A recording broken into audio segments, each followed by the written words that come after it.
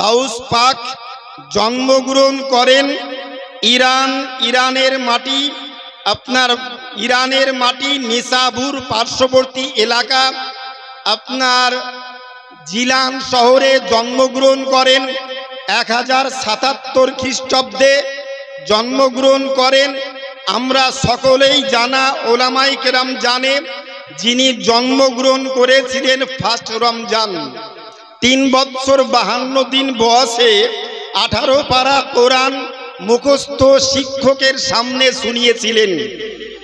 যিনি 13 বছর বয়সে মাওলানা দাস্তারে ফাজিলাত কমপ্লিট করে একজন সুবিখ্যাত আল্লাহর বলি নেসাবুরে অবস্থিত, যার বাড়িতে, যার জায়গাতে, যার নিকটে গিয়ে আধ্যাত্মিক জগতের বায়াত গ্রহণ করে যিনি উচ্চ শিখরে পৌঁছেছেন।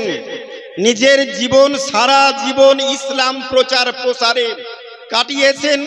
জীবদ্দশায় সুস্থ অবস্থায় আল্লাহ রাসূলের মুহাব্বতে বাড়ি থেকে 42 বার পায়ে হেঁটে হজ যাত্রা কমপ্লিট করেছেন।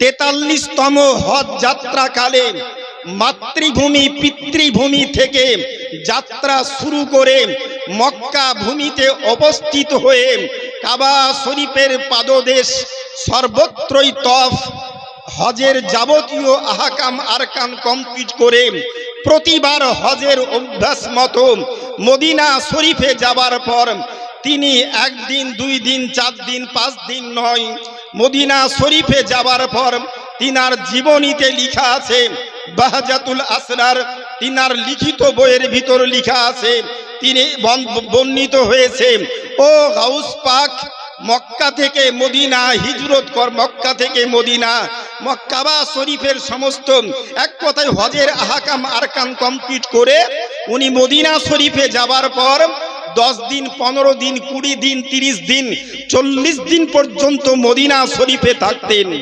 সারা রাত্রি রওজা পাকের পাশে দাঁড়িয়ে, হায়াতুন নবী জিন্দা নবীর পাদদেশে দাঁড়িয়ে উনি সারা রাত্রি ধরে নবীর মুহব্বতে সালাতু সালাম পড়তেই থাকতেন। যেই দিন রওজা শরীফ থেকে হায়াতুন নবী জিন্দা নবী বলতেন ওয়া আলাইকুমুস সালাম আব্দুল কাদির, যতদিন না বলতেন ততদিন পর্যন্ত রওজা পাকে দাঁড়িয়ে উনি সারা রাত্রি সালাতু সালাম পড়তেই থাকতেন। যেই দিন রওজা থেকে শব্দ হতো আসসালামু আলাইকুম ইয়া আব্দুল কাদির, ওয়া আলাইকুমুস সালাম ইয়া আব্দুল কাদির, হে আব্দুল কাদির তোমার উপরে আমার তরফ থেকে সালাম বর্ষণ হোক। মনস্থির করে, মনের ইচ্ছা পূরণ করে উনি মনে মনে আল্লাহর কাছে আরজ করতেন, আমার হজটা কবুল হয়ে গিয়েছে। জোরে বলুন। 42 বার এই রূপ ভাবে হজ করেছেন। 91 বছর বয়সী গাউস পাক মাহবুবে সুবহানী পীরানে পীর আব্দুল কাদির জিলানী রহমাতুল্লাহ আলাইহি 91 বছর বয়সে শরীর চলে না, হাঁটতে পারেন না, বয়সজনিত কারণে হাঁটুতে ব্যথা, কোমরে ব্যথা, এমতো অবস্থায় লাঠি ধরে কষ্ট করে আপনার কাবা শরীফে হাজির হয়েছেন। কাবা শরীফে হাজির হওয়ার পর তাওয়াফে কুদুম, প্রথমত তাওয়াফ, উমরা, সাফা মারওয়া সাই এবং মিনা মুজদালফা আরাফাত সব কাজ কমপ্লিট করে মদিনা শরীফে যাচ্ছেন কষ্ট করে মক্কা থেকে মদিনা 485 কিলোমিটার পথ। এই দুর্গম পথ অতিক্রম করে আসরের সময় মসজিদে নববীতে গিয়ে উপস্থিত হলেন। গোসল করে ওযু করে আসরের নামাজ পড়লেন, মাগরিবের নামাজ পড়লেন। মাগরিবি নামাজ পড়ার পর ওনার কাছে যা কিছু খাবার ছিল স্বল্প খাবার ভক্ষণ করে এশার নামাজ পড়ে আর উনি আরাম করলেন না।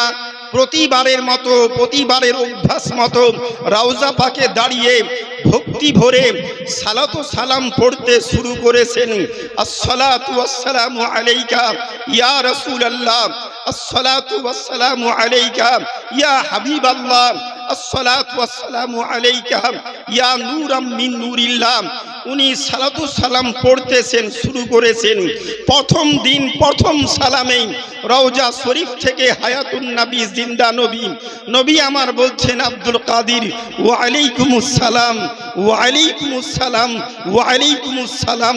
গাউস পাকের মনের মধ্যে দৃঢ় বিশ্বাস আসলো, আমি অল্প সময়ের মধ্যে পৃথিবী ত্যাগ করব। কেননা ইতিপূর্বে আমি 42 বার হজ যাত্রা কমপ্লিট করেছি। হজ যাত্রা কমপ্লিট করে মক্কার কাজ শেষ করে মদিনায় এসেছি। কেননা আজকের দিনে বহু ভুইফোড় আলিম ওলামার জন্ম হয়েছে, তারা বলছে মক্কাতেই সবকিছু, মদিনা যাবার প্রয়োজনটা নাই। আর বিশ্বনবী আমার বলেছেন ওমান হাজ্জাল বাইতা ওয়ালাম ইয়াহজুর ফিল মদিনা, যে ব্যক্তি হজ করলো আমার মদিনা শরীফে উপস্থিত হলো না, আমার রওজা শরীফের জিয়ারত করলো না, সে ব্যক্তি যেন আমার উপরে জুলম করলো, অত্যাচার করলো। আর যে ব্যক্তি আমার উপরে জুলম করলো, অত্যাচার করলো, ওই ব্যক্তির হজ আল্লাহ পর্যন্ত কবুল হবে না, হবে না, হবে না।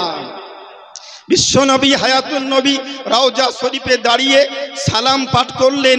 প্রথম সালামেই উত্তর হলো দৃঢ় বিশ্বাস, আমি পৃথিবীতে থাকবো না, অল্প সময়ের মধ্যে পৃথিবী ত্যাগ করব। পাগলের আবেদন, পাগলের আবেদন, গাউস পাক নবীর মুহব্বতে পাগল পারা, নবীর মুহব্বতে পাগল পারা। আপনার আকাশ মেঘাচ্ছন্ন নিঝুম রাত্রি, খেজুর পাতার ছাউনি মসজিদে নববী, দাঁড়িয়ে দাঁড়িয়ে মুহব্বতে বলছেন ইয়া রাসূলুল্লাহ, পাগলের আবেদন, জানি আমি অল্প সময় পৃথিবী ত্যাগ করব, মনে বড় ইচ্ছা, মনে বড় আশা, জীবদ্দশায় সরজমিনে দাঁড়িয়ে আপনার নুরানি চেহারাখানা, বাহ্যিক চামড়ার চোখ দিয়ে আমি গাউস পাক আব্দুল কাদির দর্শন করতে চাই। রওজা শরীফ থেকে শব্দ হলো আব্দুল কাদির, এই আশা করো না, এই ইচ্ছা করো না, যদি আমি রাসূল রওজা থেকে বেরিয়ে যাই এখনই কিয়ামত নেমে আসবে। গাউস পাক বলে ডান দিকে দেখলাম, বাম দিকে দেখলাম, সামনে দেখলাম, পিছনে মুড়ে দেখলাম, নিঝুম রাত্রি, কুয়াশার নাই বৃষ্টি পড়ছে। আবার আবেদন করলাম ইয়া রাসূলুল্লাহ, ইয়া হাবিবাল্লাহ, পাগলের আবেদন, একবার চামড়ার চোখ দিয়ে আপনাকে দর্শন লাভ করতে চাই। পাগল আবেদন করতেই আসেন। এদিকে রাসূলে পাক সাহিবে লাউলাক নবিয়ে পাক নবিয়ে আকরাম হুজুর নূরে মুজাসসাম সাল্লাল্লাহু আলাইহি ওয়াসাল্লাম, উনি আমার ডান হাত মুবারকখানা রওজা শরীফ থেকে বের করে বাইরে দিয়ে বলছেন আব্দুল কাদির দেরি করো না, এই দেখো হাত বাড়িয়েছি, একবার চামড়ার চোখ দিয়ে দেখে নিয়ে হাতখানাকে চুম্বন করে মনের শেষ আশা পূর্ণ করে নাও। গাউস পাক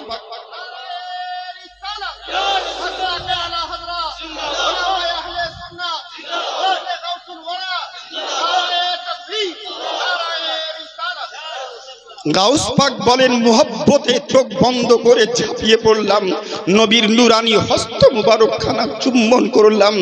যেই নবীর হস্ত মুবারকের চুম্বনে আমি অচেতন্য হয়ে পড়লাম, যখন আমার জ্ঞানটা ফিরল, যখন আমার হুঁশটা আসলো, তখন দেখি মদিনা মসজিদের ইমাম বাদশাহ নুরুদ্দিন ফজরের জামাতে প্রথম রাকাত পড়া হয়ে গিয়েছে, দ্বিতীয় রাকাতে সূরা তিন ওয়াত্তিনি ওয়াজ্জাইতুনি ওয়াতুরি সিনিন এই আয়াতখানা পাঠ করছেন।